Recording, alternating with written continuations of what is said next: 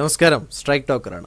Youth Congress സംസ്ഥാന അധ്യക്ഷ പ്രഖ്യാപനം സെപ്റ്റംബർ ആദ്യവാരത്തോടെയെന്ന് സൂചന നൽകി ദേശീയ നേതൃത്വം.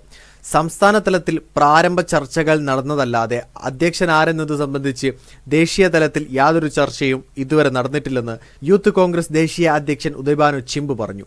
യൂത്ത് കോൺഗ്രസിന്റെ ചുമതലയുള്ള കൃഷ്ണ അലാവരുമായി ചർച്ച നടത്തിയ ശേഷം അദ്ദേഹം നൽകുന്ന നിർദ്ദേശം അനുസരിച്ചാകും പുതിയ അധ്യക്ഷനെ തീരുമാനിക്കുന്നതെന്ന് ഉദയഭാനു പറഞ്ഞു.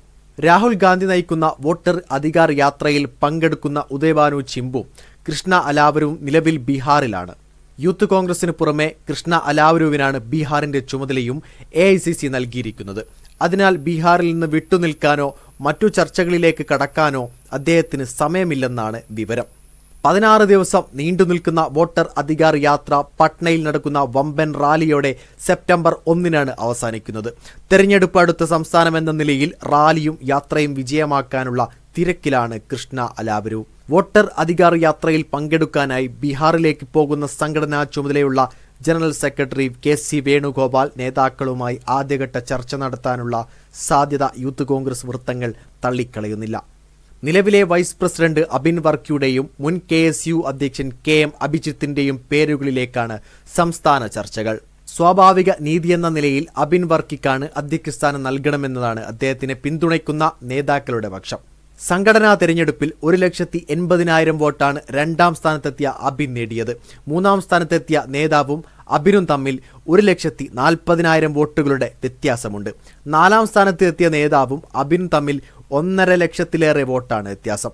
സംഘടനാ രീതി അനുസരിച്ച് പ്രസിഡന്റ് അയോഗ്യനാക്കപ്പെടുകയോ രാജിവെക്കുകയോ ചെയ്താൽ സ്വാഭാവികമായി വൈസ് പ്രസിഡന്റാണ് ചുമതല നൽകേണ്ടത്.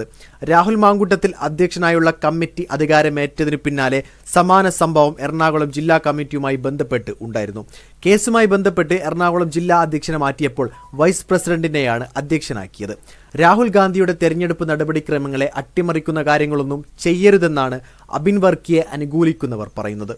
KM അഭിജിത്തിനെ അധ്യക്ഷനാക്കി അബിൻ വർക്കിയെ ദേശീയ ജനറൽ സെക്രട്ടറി ആക്കണമെന്നാണ് A ഗ്രൂപ്പിന്റെ ഒത്തുതീർപ്പ് ഫോർമുല.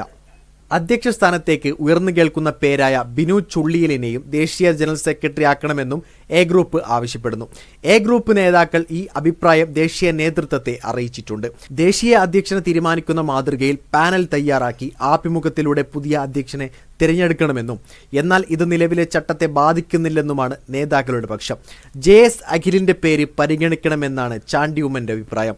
A ഗ്രൂപ്പിന്റെ ഫോർമുല മുന്നിൽ വന്നിട്ടില്ലെന്നും ഭാവനയിലുള്ള ഫോർമുല വെച്ച് ചർച്ച നടത്തേണ്ട ആവശ്യമില്ലെന്നുമാണ് മറ്റു നേതാക്കൾ പറയുന്നത്.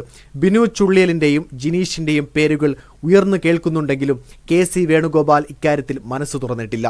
ആരായിരിക്കും യൂത്ത് കോൺഗ്രസിന്റെ പുതിയ അധ്യക്ഷൻ? നിങ്ങളുടെ അഭിപ്രായം രേഖപ്പെടുത്തുക. വീഡിയോ ഇഷ്ടമായ ലൈക്ക് ചെയ്യുക. കൂടുതൽ വീഡിയോസുകൾക്കായി ഈ ചാനലോട് തന്നെ സബ്സ്ക്രൈബ് ചെയ്യുക. This is strike talker signing off.